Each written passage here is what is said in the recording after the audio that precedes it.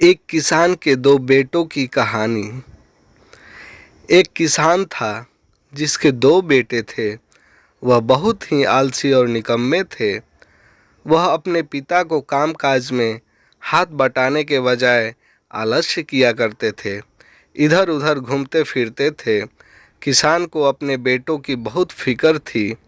वो सोचते थे कि मेरे मरने के बाद इनका क्या होगा, यह अपना पेट कैसे भरेंगे, अपने परिवार को कैसे संभाल पाएंगे।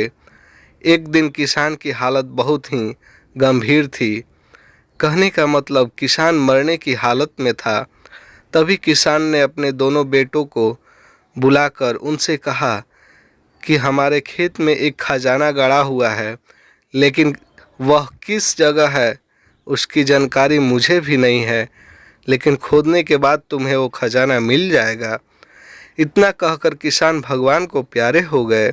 खजाने की खबर सुनकर दोनों बेटों के मन में लालच आ गया और वो दोनों खेत पर चले गए और खेत को खोदने लगे।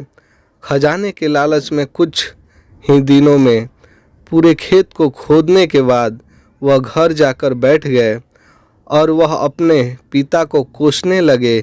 इसी तरह कुछ महीने बीत गए और वर्षा ऋतु का आगमन हुआ।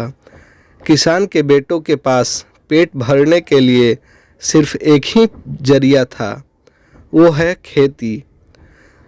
तब बाकी किसानों की तरह किसान के बेटों ने खेत में बीज बोने शुरू कर दिए।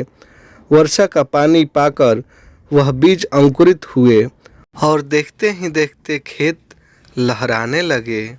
ऐसा लग रहा था कि हवा के झोंकों से लहरा रहा था। यह देखकर किसान के बेटे बहुत खुश हो गए।